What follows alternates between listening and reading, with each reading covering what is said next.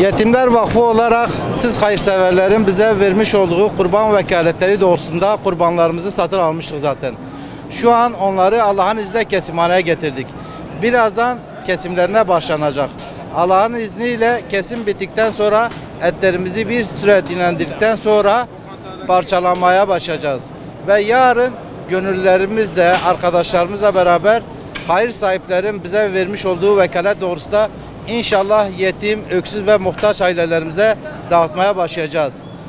Bütün hayırseverlerimizden ve bize burada yardım eden gönüldaşlarımızdan Allah razı olsun diyoruz. Allah hepsinin hayrını kabul etsin. Burada hayırseverlerimize tekrar seslenmek istiyoruz.